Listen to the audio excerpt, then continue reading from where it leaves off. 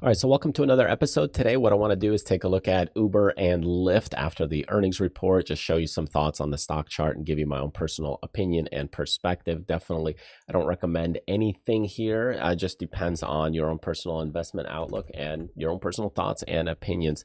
If you want to check out some of the other charts and things that I post, definitely take a look at the Discord channel. You can see I post some support, resistance, technical analysis on different charts periodically. You can also ask questions in there as well. And you can also take a look at the Traders Fly website where we talk much more about trading options as well as adjustments and constructing portfolios and much more. Okay, so let's take a look at our Uber and Lyft here.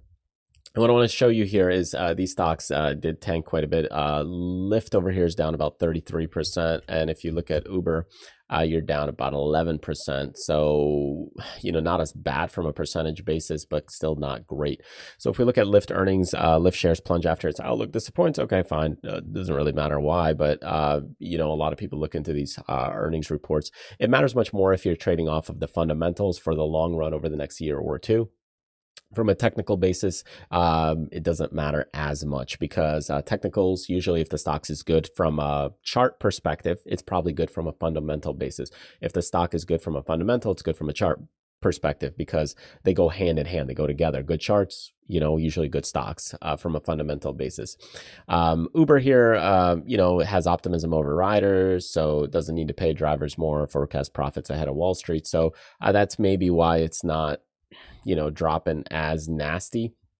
However, there's still a big problem with Uber when it comes to the stock chart. So if we're talking about the stock chart right here, 30, let's just start with this one. It's not as nasty.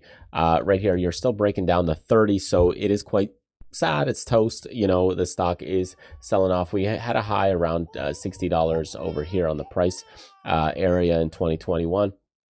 But now the trend is still going to the downside, and now we're breaking a critical level. So that break is significant, and now it could be heading a lot lower. I'd say probably at about 20 is where you saw it. There was a little bit of a flash crash in the past with Uber here, and this kind of took that stock down to that lower level, about $15 a share, a little under that. And now we're getting, 20 is probably where you'll see a little bit of a bounce or some kind of bounce. It may take some time for it to get there, but right now the stock is acting weak. There are some other support levels, I'd say, right here where you're getting into it. That was kind of the earlier swing low at about 25.83, so call it 25. Maybe you'll see a tiny little bounce, but right now the breakdown at 30 is fairly significant, and that doesn't look good because there was a lot of price action in this zone. You got volume picking up in a big way. So with time, this stock has a high chance of maybe just popping a little bit and then kind of grinding back down to about that 20 zone to retest some of those lows. So that's where some of the issues here with Uber are. I think it's toast for a little while. That's just my personal take. But again, nobody knows. Okay, if we look at Lyft here, a similar concept. If what's interesting is here's a $30 price level. It's kind of like on Uber. This one had a little bit of a different price area just because of the technicals, the way they were set up.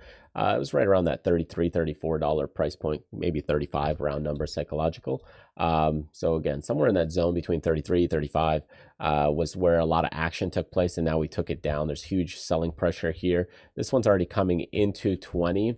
And if this breaks, what I would say is watch this stock first, the one that's selling off the worst, and you might see kind of a similar trend with Uber, because you can see again that flash movement there. Here's the 20. Very fascinating how these are very tied together from a chart basis. Like if you overlay one chart over the other, you'll probably see some very similar, close similarities to them.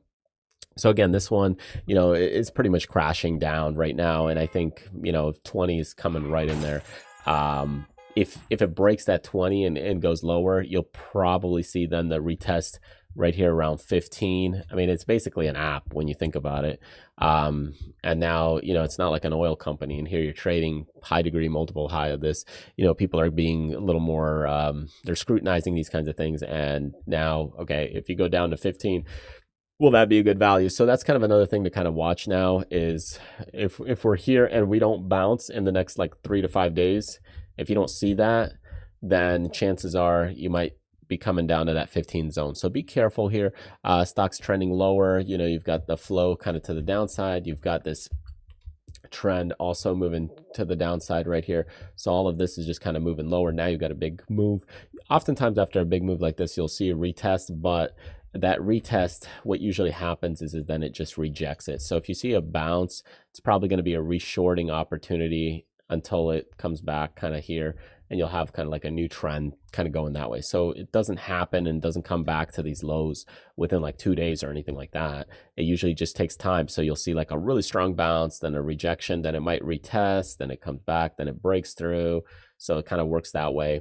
And that's kind of what you want to watch. So anyway, we're down like 35% here soon. And the stock's definitely got problems. There's just huge selling pressure coming in. It's down in a big way, and doesn't look good. So anyway, I would say avoid these from a bullish standpoint for a little while. These kinds of moves take a lot longer to digest, sometimes 3 to 6 months. Be careful. You might see some pops if you're doing kind of for a trade only for a little pop. Let's say for a little pop here, and you're trying to make some milk money. That's fine. But from a longer investment perspective, this is probably a little more dangerous right now because you're not seeing setups where this thing can, you know, bounce in a big degree yet. If you get too oversold, yeah, you'll see some of that happen for a little bit, but then you'll see that rejection the second round. So make sure you always take those off quicker if it's just like for a certain smaller trade only trade. All right. Hope that helps. Thank you so much for joining me. Check out some freebies I have on the website. Join the Discord channel if you want. Join a live class as well, or a pre-recorded live class on our website at tradersfly.com. Thanks again, and I'll see you next time.